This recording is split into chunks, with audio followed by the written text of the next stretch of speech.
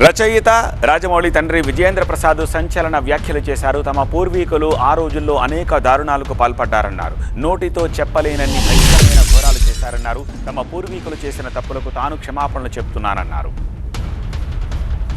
మా చాలా సంపన్న కుటుంబం అండి. నా క్లాస్మేట్ పేరు దుద్దే జాన్ ఫ్రెడరిక్ సుందర్రావు. మా అబ్బాయి నాతోనూ నాకన్నా కొంచెం సమానంగా బాగా చదివాడు కొన్నాడు. ఇద్దరు ఎస్ఎస్సి పాస్ అయిన తర్వాత లైలా కాలేజీలో చేరాము. మా నాన్నగారు అబ్బాయికి ఆర్థిక సహాయం చేశారు. నా రూమ్మేట్గా పెట్టారు. అంటే మా నాన్నగారికి పరమేక్షత లేదు. నాకు తెలిసి ఎప్పుడు నేను తప్పు చేయలేదు. కానీ నా తాతలు ముత్తాతలు వాళ్ళు నోటితో చెప్పలేటువంటి భయంకరమైన ఘోరాలు చేశారు పరమక్షతతో. నోటితో కూడా అది తలుచుకున్నప్పుడు నా మనసు సిగ్గుతోటి అవమానంతో కుంగిపోతూ ఉంటుంది. ఇన్ని తప్పులు చేశారా, ఆ వంశంలో పుట్టారా? But I own it. ఐఏ జీన్స్ నాకు ఉన్నాయి.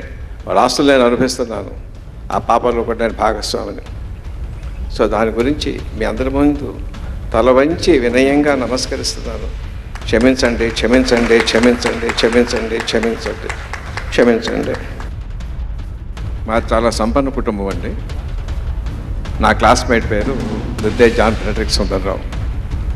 మా అబ్బాయి నాతోనూ నాకన్నా కొంచెం సమానంగా బాగా చదివాడు కొన్నాడు. ఇద్దరు ఎస్ఎస్సి పాస్ అయిన తర్వాత లైలా కాలేజీలో చేరాము. మా నాన్నగారు అబ్బాయికి ఆర్థిక సహాయం చేశారు. నా రూమ్మేట్గా పెట్టారు. అంటే మా నాన్నగారికి పరమేక్షత లేదు. నాకు తెలిసి ఎప్పుడు నేను తప్పు చేయలేదు.